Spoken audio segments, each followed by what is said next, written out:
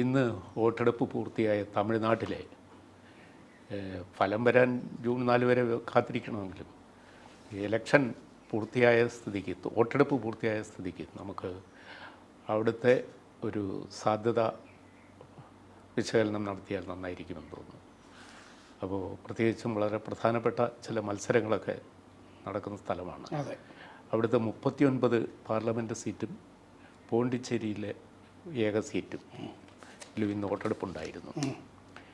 ഈ ഫസ്റ്റ് ഫേസിൽ ഇലക്ഷൻ പൂർത്തിയാകുന്നത് തമിഴ്നാട്, സിക്കിം, അരുണാചൽ പ്രദേശ്, ഈ 3 പ്രദേശമാണ്. അരുണാചൽ പ്രദേശിലും സിക്കിമിലും നിയമസഭാ തിരഞ്ഞെടുപ്പും ഉണ്ട്. ഇപ്പോൾ ഈ 3 സ്ഥലത്താണ് ഇലക്ഷൻ ഫസ്റ്റ് ഫേസ് കൊണ്ടുതീരുന്നത്. ബാക്കി എല്ലാ സ്ഥലത്തും ഇനി അടുത്ത 6 ആഴ്ചയ്ക്കുള്ളിൽ വരുന്ന 6 ഘട്ടങ്ങളിൽ വലിയ സംസ്ഥാനമാണ് തമിഴ്നാടിൽ ഇത് പൂർത്തിയായി. 39 സീറ്റിലെയും വോട്ടെടുപ്പ് ഇന്ന് അവസാനിച്ചു. ഒരു വിലയിരുത്തൽ നടത്തിയാലോ? അതെ, അത് കഴിഞ്ഞ ദിവസം ഈ തന്തി TV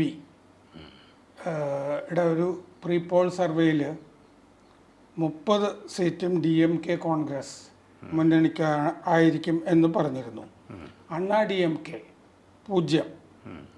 വെല്ലൂരിൽ BJPയുടെ AC ഷൺമുഖം ജയിക്കാൻ സാധ്യതയുണ്ട് എന്നവർ പറഞ്ഞിരുന്നു. പിന്നെ പെരമ്പാളൂരിൽ ഒരു ടൈറ്റ് ഫൈറ്റ് BJPക്ക് വേണമെങ്കിൽ അനുകൂലമാവുന്ന വിധത്തിൽ നടക്കുന്നുണ്ട് എന്ന് പറഞ്ഞിരുന്നു.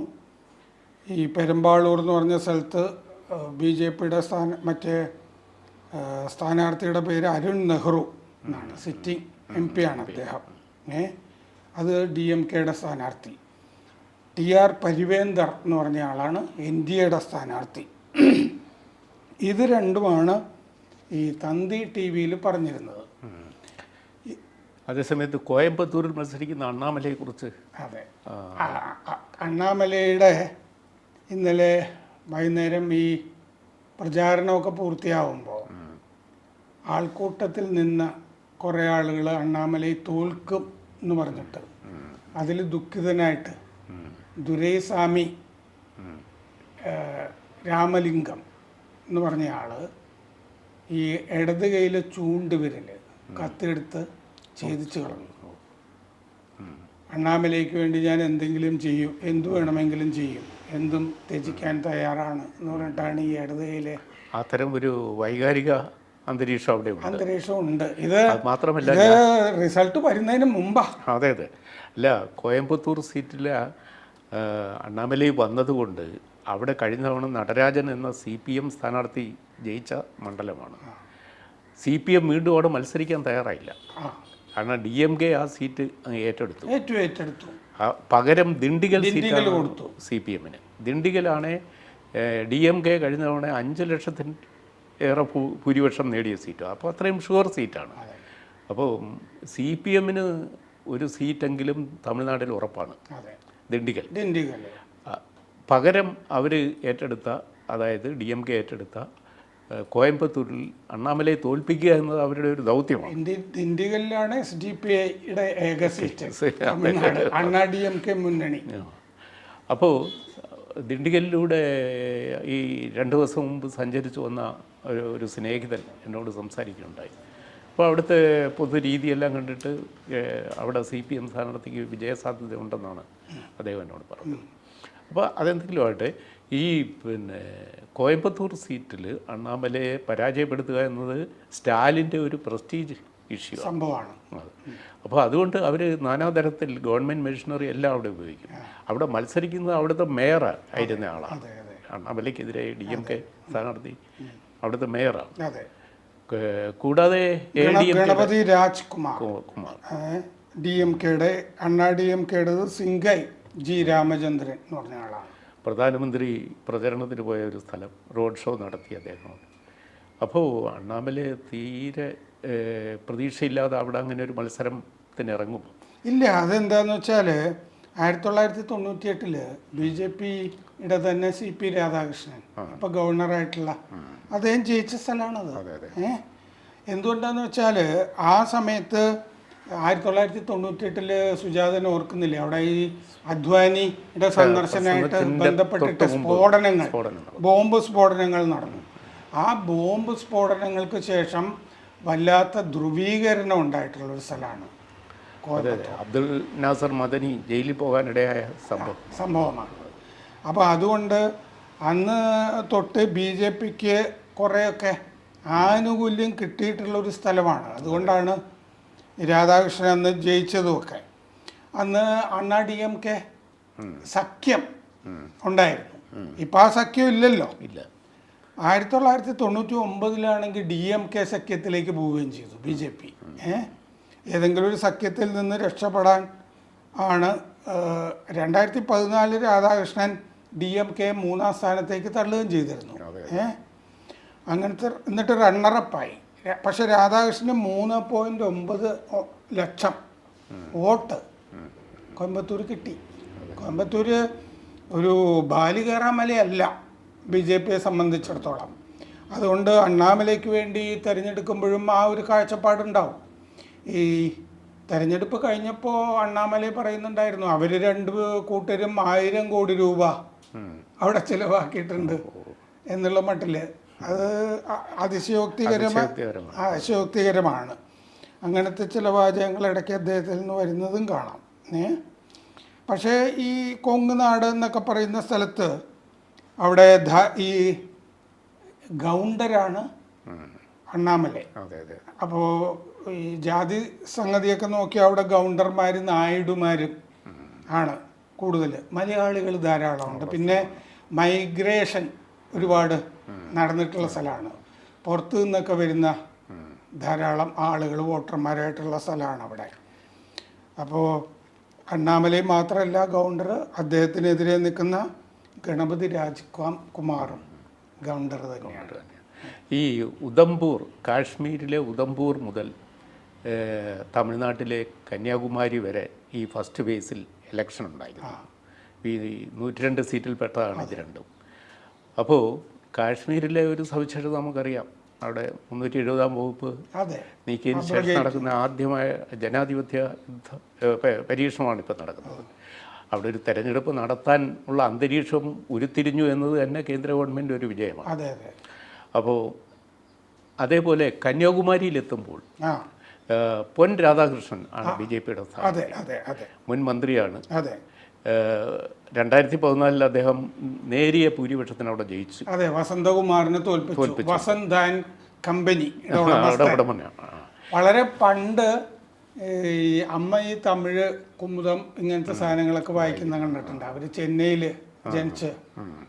അപ്പോൾ അതിൻ്റെ അകത്ത് ഈ ചെറുതായിട്ട് വസന്താൻ കമ്പനി എന്ന് പറഞ്ഞിട്ട് ഈ ഇൻസ്റ്റാൾമെൻറ്റ് ബേസിസിൽ പാത്രങ്ങൾ വിൽക്കുകയോ ഈ അത് കഴിഞ്ഞ് 2 ഗ്രൗണ്ട് 3 ഗ്രൗണ്ട് സ്ഥലങ്ങൾ വിൽക്കുക എന്നൊക്കെ പറഞ്ഞ് വളരെ ചെറിയ തോതിൽ തുടങ്ങിയ കമ്പനിയാണ്. തിരുനെൽവേലിയിൽ ഒക്കെ അദ്ദേഹത്തിന് ധാരാളം ടെക്സ്റ്റൈൽസ് ഒക്കെ ഉള്ള ഒരാളാണ്. പിന്നെ വളരെ വലുതായി പെട്ടെന്ന് മരിച്ചുപോയി. ഇപ്പോൾ പിന്നെ വിജയ് വസന്ത് എന്ന് പറയുന്ന അദ്ദേഹത്തിൻ്റെ മകനാണ് ഉപതെരഞ്ഞെടുപ്പിൽ ജയിക്കുകയും ചെയ്തു. ഇപ്പോൾ അവിടെ പൊൻ രാധാകൃഷ്ണനെ തന്നെ തോൽപ്പിച്ചത്. അതെ അന്ന് തന്നെ. ഇപ്പോൾ രാധാകൃഷ്ണനും ഇയാളും തമ്മിലാണ് പ്രധാന മത്സരം. അപ്പോൾ അവിടുത്തെ വസന്തകുമാർ എന്ന അയാളുടെ പിതാവിന് കിട്ടിയ ഭൂരിപക്ഷം വോട്ട് അയാളുടെ സഹതാപ തരംഗത്തിൽ മത്സരിച്ചിട്ട് പോലും വിജയ്ക്ക് കിട്ടിയില്ല. പെർസെൻറ്റേജ് വളരെ കുറഞ്ഞു. എങ്കിലും പകുതിയോളം വോട്ട് തന്നെ ആകെ പോൾ ചെയ്ത ഇതിൽ പകുതിയോളം വോട്ട് വിജയ് വസന്ത് നേടിയിട്ടുണ്ട് 2021.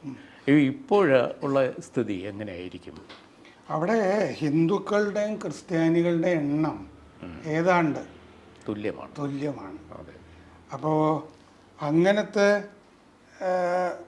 പൊൻ രാധാകൃഷ്ണൻ മുമ്പ് ജയിച്ചിട്ടുള്ളത് കൊണ്ട് നമ്മൾ കോയമ്പത്തൂരിനെ പറ്റി പറഞ്ഞതുപോലെ തന്നെ ഒരു കൺസോൾട്ടേഷൻ ഹിന്ദു ഉണ്ട്. പിന്നെ മോഡി ഫാക്ടർ അങ്ങനത്തെ വളരെ പോസിറ്റീവായ കാര്യങ്ങൾ ഉണ്ടെങ്കിൽ പോലും പൊൻ രാധാകൃഷ്ണൻ തന്നെ അവിടെ നിൽക്കുന്നു എന്നുള്ളതാണ് നെഗറ്റീവായ ഒരംശം. ഈ ആൻറ്റി ഇൻകംബൻസി എന്ന് പറയുന്നത് ഭരിക്കുന്നവർക്ക് മാത്രമല്ല, സ്ഥിരമായി സ്ഥാനാർത്ഥി ആയാലും വരുമല്ലോ. അപ്പം അങ്ങനെ ഒരു അടുപ്പിച്ചടുപ്പിച്ച് 2 തോൽവി നേരിട്ടയാളാണ്. അപ്പോൾ ഹാട്രിക്കിലേക്കാണോ പോകുന്നത്? തോൽവിയുടെ ഹാട്രിക്. അതെ. അപ്പോൾ കുറേയും കൂടി വേറൊരു സ്ഥാനാർത്ഥിയായിട്ട് പരീക്ഷണം നമ്മൾ നിർമ്മല സീതാരാമൻ മത്സരിക്കുന്നത് പ്രതീക്ഷിച്ച ഒരു സീറ്റായിരുന്നു. വളരെ വളരെ വ്യത്യാസം ഉണ്ടാകുമായിരുന്നു. അങ്ങനെയൊക്കെ ആയിരുന്നു. എന്നാലും പൊൻ രാധാകൃഷ്ണൻ മന്ത്രിയൊക്കെ ആയിരുന്നു. മാത്രമല്ല അദ്ദേഹം പറഞ്ഞിരിക്കുന്നത് കന്യാകുമാരി തിരുവനന്തപുരം 4 വരിപ്പാതയ്ക്ക് 1041 കോടി രൂപ കേന്ദ്രം അനുവദിച്ചു. അതൊന്നും ചെറിയ കാര്യമല്ല. പിന്നെ അവിടെ അണ്ണാ DMKയുടെ ഒരു ക്രിസ്ത്യൻ കാൻഡിഡേറ്റ് അവിടെ നിൽക്കുന്നുണ്ട്, നസ്രത്ത് ബെസിലിയൻ എന്ന് പറഞ്ഞ ഒരാൾ നിൽക്കുന്നുണ്ട്. പക്ഷെ അദ്ദേഹം വലിയ വ്യത്യാസമൊന്നും ഉണ്ടാക്കാൻ സാധ്യതയില്ല. 3-ാം സ്ഥാനത്തേക്ക് പോകാൻ ഒരു ശക്തമായ ത്രികോണ മത്സരമൊന്നും കന്യാകുമാരിയിലില്ല. അവിടെ ഇല്ല. ഈ മുസ്ലിം ലീഗ് IUML മത്സരിച്ച ഒരു സീറ്റ് ജയിച്ച അതിൻ്റെ നവാസ് കനി എന്ന് പറയുന്ന രാമനാഥപുരം, അവിടെയാണ് പനീർശെൽവം BJP പിന്തുണയോടെ സ്ഥാനാർത്ഥിയായി നിൽക്കുന്നത്. അപ്പോൾ അദ്ദേഹം ഒരു വിജയസാധ്യത ഉണ്ടെന്ന് പ്രതീക്ഷിക്കുന്ന ഒരാളാണ്. ഈ സിറ്റിംഗ് MP ആയ IUMLൻ്റെ സ്ഥാനാർത്ഥിയോടാണ് അദ്ദേഹം മുഖ്യമായി ഏറ്റുമുട്ടുന്നത്. അവിടെ പിന്നെ ADMKയുടെ ഒരു ജയപെരുമാളും മത്സരിക്കുന്നുണ്ട്. ഒരു ത്രികോണ മത്സരമുണ്ട്. എങ്കിലും പനീർശെൽവത്തിനാണോ സിറ്റിംഗ് MP ആയ നവാസ് കനിക്കാണോ സാധ്യത? അവിടെ നവാസ് കനിക്ക് സാധ്യത ഉണ്ടെന്ന് തന്നെയാണ് എനിക്ക് തോന്നുന്നത്. പനീർശെൽവത്തിൻ്റെ പാർട്ടി എന്ന് പറഞ്ഞാൽ അദ്ദേഹം മാത്രമാണ് പ്രധാനമായിട്ട് അതിൻ്റെ അകത്തുള്ളത്. പിന്നെ മധുരയിൽ നിന്ന് പോയിട്ട് നിൽക്കുകയാണ് അവിടെ. നവാസ് കനി അവിടെ തന്നെയുള്ള ഒരാളാണ്. ഇതിനു മുമ്പും അവിടെ നിന്നിട്ടുള്ള ആളാണ്. ലീഗിൻ്റെ ആ ഭാഗത്ത് തന്നെ അത്യാവശ്യം പണവും സ്വാധീനമൊക്കെ ഉള്ള ഒരാളാണ്. പിന്നെ അവിടെ 18% മറ്റൊക്കെയാണ് എൻ്റെ ഓർമ്മയിലുള്ളത്. മുസ്ലിങ്ങൾ ഉണ്ട്, പട്ടികജാതി വർഗക്കാരും ഏതാണ്ട് അത്രയൊക്കെ തന്നെ ഉണ്ട്. പക്ഷേ മോദി വേണമെങ്കിൽ നിൽക്കാം എന്ന് ആലോചിച്ചിരുന്ന ഒരു സ്ഥലമാണ് രാമനാഥപുരം. ക്ഷേത്ര പ്രാധാന്യമാണ്. പിന്നെ രാമനാഥപുരത്തു നിന്നാണ് മറ്റേ അണ്ണാമലയുടെ യാത്ര തുടങ്ങിയത്, തിരുപ്പൂരിൽ അവസാനിച്ചു.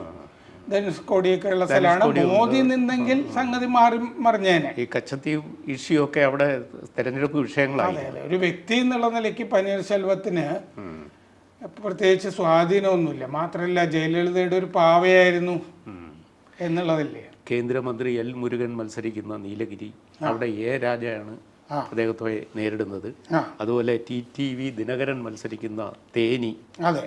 അങ്ങനെ പ്രധാനപ്പെട്ട പല കീ കോണ്ടസ്റ്റ് ഏരിയ തമിഴ്നാട്ടിൽ ഇപ്പോഴും. നീലഗിരി ഈ L. മുരുകൻ കേന്ദ്ര സഹമന്ത്രി ഇൻഫർമേഷൻ ആൻഡ് ബ്രോഡ്കാസ്റ്റിംഗ്, അദ്ദേഹം മത്സരിക്കുന്ന നീലഗിരി സാധ്യത ഉള്ള മണ്ഡലമായിട്ടാണ് പറയുന്നത്.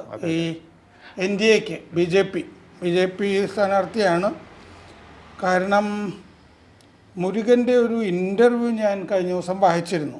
അപ്പോൾ അദ്ദേഹം പറഞ്ഞിരുന്നു ഈ മാറ്റങ്ങളെപ്പറ്റി നമ്മൾ നേരത്തെ സംസാരിച്ചാണല്ലോ. തമിഴ്നാട്ടിലെ DMK എന്ന ഒരു പാർട്ടി എന്നുള്ള നിലയ്ക്ക് 1960കളിലെ മൈൻഡ് സെറ്റിലാണ് ഇപ്പോഴും ആ പാർട്ടി നിൽക്കുന്നത്. രാജ്യവും തമിഴ്നാടും ഒക്കെ മാറിപ്പോയി എന്നൊരു വാചകം. അല്ല, 7 കോടി ജനങ്ങളുടെ തമിഴ്നാട്, പല രാജ്യങ്ങളിലും 1 കോടി പോലും ജനങ്ങളില്ലാത്ത രാജ്യങ്ങളുണ്ട്. അപ്പോൾ 7 കോടി ജനങ്ങളുള്ള തമിഴ്നാടിന് ഒരു പ്രത്യേക രാജ്യമായാൽ എന്തെന്ന് ആലോചിക്കുന്ന ഒരു ഭരണാധികാരിയാണ് സ്റ്റാലിൻ. അത് ജർമ്മനിയിൽ 6 കോടി ആളുകളേ ഉള്ളൂ. അതെ, ഇംഗ്ലണ്ടിൽ 6.5 കോടിയേ ഉള്ളൂ, UK അപ്പോൾ അതിനേക്കാൾ വലുതാണ് തമിഴ്നാട്. അപ്പോൾ ഈ കട്ടിങ് സൗത്ത് ചിന്താഗതിക്കാർ, അപ്പോൾ പിണറായി വിജയനും സ്റ്റാലിനും ഒക്കെ യോജിച്ച് കഴിഞ്ഞാൽ south Indian republic of India ഉണ്ടാക്കാൻ വളരെ എളുപ്പമാണ്. അപ്പോൾ നമ്മളിപ്പോൾ ആ തരത്തിലുള്ള വിധ്വംസക രാഷ്ട്രീയം ഇപ്പം ആലോചിക്കുന്നില്ല. പക്ഷേ നീലഗിരി, തേനി തുടങ്ങിയ മണ്ഡലങ്ങളും ഒക്കെ.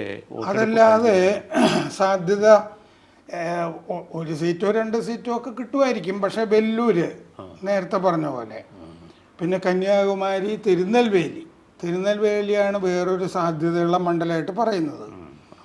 ഈ നമ്മുടെ വെല്ലൂരിൽ ഓർക്കേണ്ടത് തെരഞ്ഞെടുപ്പ് റദ്ദാക്കിയിരുന്നു 2019 ആദ്യം. ഇന്ത്യയിൽ ആദ്യമായിട്ടാണ് അങ്ങനെ ഒരു സംഭവം നടക്കുന്നത്. മറ്റേ കേന്ദ്രമന്ത്രിയൊക്കെ ആയിരുന്നു ദുരൈ മുരുകൻ്റെ മകൻ അവിടെ ഖദർ സ്ഥാനാർത്ഥിയാണ്, ഇപ്പോഴും അതെ വെല്ലൂരിൽ.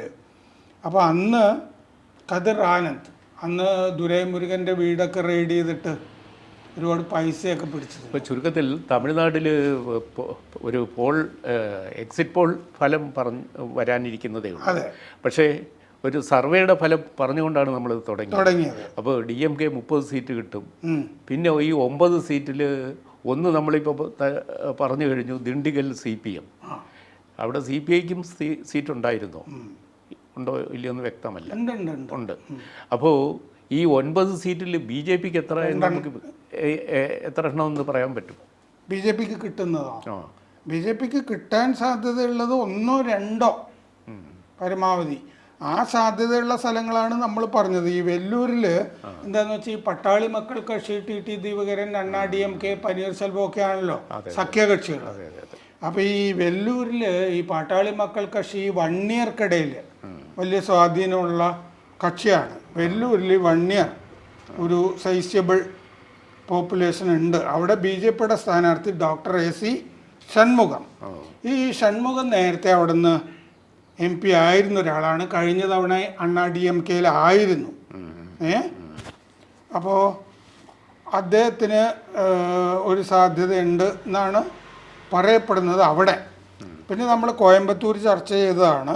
കോയമ്പത്തൂരിൽ പക്ഷേ അണ്ണാമലയുടെ സ്ഥിതി പരിതാപകരമാണെന്ന് പറഞ്ഞിട്ടാണല്ലോ ഈ കടലൂർ ജില്ലാ പ്രസിഡൻ്റാണ് ആ വിരൽ ഛേദിച്ച ആള്. BJPയുടെ തന്നെ കടലൂർ ജില്ലാ പ്രസിഡൻ്റാണ് അയാൾ. 10 കൊല്ലമായിട്ട് അയാൾ BJPയുടെ കൂടെ ഉണ്ട്. തിരുനെൽവേലിയിൽ OBC നാടാർ തേവർമാർ ധാരാളമുള്ള സ്ഥലമാണ്. അതൊരു പ്രധാനപ്പെട്ട സ്ഥലമാണ്. BJPയുടെ നൈനാർ നാഗേന്ദ്രൻ ശക്തനായ സ്ഥാനാർത്ഥിയാണ്, വളരെ ശക്തനായ സ്ഥാനാർത്ഥിയാണ്. നാഗർകോവിലുകാരൻ ഹോട്ടൽ ഉടമയായിരുന്നു. 3 തവണ MLA ആയിരുന്നു. മുമ്പ് അണ്ണാ DMKയിൽ നിന്ന് ജയിച്ചിട്ടുള്ള ആളാണ്. മറവർ തേവർ, ശശികലയും മറവർ തേവറാണ്. മറവർ തേവർ സമുദായത്തിൽപ്പെട്ട ആളാണ്. അപ്പോൾ ഈ നാഗേന്ദ്രൻ വലിയ സാധ്യതയുള്ളതായിട്ടാണ് പറയുന്നത് തിരുനെൽവേലി. അപ്പോൾ അതും കൂടി അതിൽപ്പെട്ടുള്ള ഒരു സ്ഥലമാണ്. അണ്ണാ DMKയുടെ ഝാൻസി റാണി എന്ന് പറഞ്ഞുള്ള സ്ഥാനാർത്ഥി വളരെ ദുർബലയായ സ്ഥാനാർത്ഥിയാണ്. അപ്പോൾ അതുകൊണ്ട് ഈ അണ്ണാമലയ്ക്ക് വലിയ വെല്ലുവിളിയുമുള്ള ഒരാളാണ് കേട്ടോ പാർട്ടിക്കകത്ത് നയനാർ നാഗേന്ദ്രൻ. ഈ അണ്ണാമലയെ പോലെ എല്ലാ വിഷയത്തിലും ഒന്നും എനിക്ക് സംസാരിക്കാൻ കഴിയില്ല എന്ന് കഴിഞ്ഞ ദിവസം അദ്ദേഹം ഒരു പരിഹാസത്തോടു കൂടി പറയുകയും ചെയ്തിരുന്നു. ധർമ്മപുരിയിൽ സൗമ്യ നമ്മുടെ വീരപ്പൻ്റെ രാമദാസ് മത്സരിക്കുന്നുണ്ട്. പിന്നെ അത് പട്ടാളി മക്കൾ കക്ഷി. വീരപ്പൻ്റെ മകളുണ്ടോ? വീരപ്പൻ്റെ മകൾ മത്സരിക്കുന്നുണ്ട്. പക്ഷേ ഇങ്ങനെ നോക്കിയാൽ ഒരുപാട് പ്രധാനപ്പെട്ട മത്സരമുണ്ട്. തമിഴ്നാട്ടിലെ റിസൾട്ട് വരുമ്പോഴേ BJPക്ക് പ്രധാന മത്സരങ്ങൾ ഉണ്ട് അവിടെ. അതാണ് പത്രങ്ങൾ പൊതുവെ ഹൈലൈറ്റ് ചെയ്യാത്തൊരു കാര്യം. മാത്രമല്ല 2019 3.6% ലോക്സഭാ തെരഞ്ഞെടുപ്പിൽ വോട്ട് കിട്ടിയത് BJP. ഇത്തവണ അത് 2 അക്കമായിരിക്കും എന്നുള്ളത് പ്രശാന്ത് കിഷോർ 1 കൊല്ലം മുമ്പേ പറഞ്ഞു, വീണ്ടും ആവർത്തിച്ചതാണ്. അപ്പോൾ ഇത് എവിടെയെങ്കിലും ഈ തന്തിയുടെ പിന്നെ സർവേ റിപ്പോർട്ട് അർത്ഥശൂന്യമാകാനാണ് സാധ്യത. അപ്പോൾ BJPക്ക് അക്കൗണ്ട് തുറക്കാൻ പറ്റും എന്ന് മാത്രമല്ല ഒരു 2 അക്ക ലെവലിലേക്ക് ഉയരാനും ചിലപ്പോൾ പറ്റിയത് തരാം. അങ്ങനെയാണെങ്കിൽ 30 സീറ്റൊന്നും അങ്ങനെയല്ല. 2 അക്കം എന്ന് പറയുന്നത് ജയത്തിൻ്റെ അല്ല, പെർസെൻറ്റേജിലാണ് 2 അക്കത്തിൻ്റെ എന്ന് പറയുന്നത് കേട്ടോ. 10% ആകാം. മുമ്പ് 3.6 ആയിരുന്നത് 10%, അതിൻ്റെ മുകളിലും ആകാം. ഏതായാലും മാറിയ രാഷ്ട്രീയം എങ്ങനെയാണ് തമിഴ്നാടിലെ ജനങ്ങൾ വിലയിരുത്തിയതെന്ന് നമുക്ക് എന്തായാലും മാറിക്കൊണ്ടിരിക്കുന്നു. ശരി. കൂടുതൽ വാർത്തകളും വിശേഷങ്ങളും നിങ്ങളിലേക്ക് എത്താൻ ABC മലയാളം സബ്സ്ക്രൈബ് ചെയ്യുക, ബെൽ ബട്ടണും അമർത്തുക.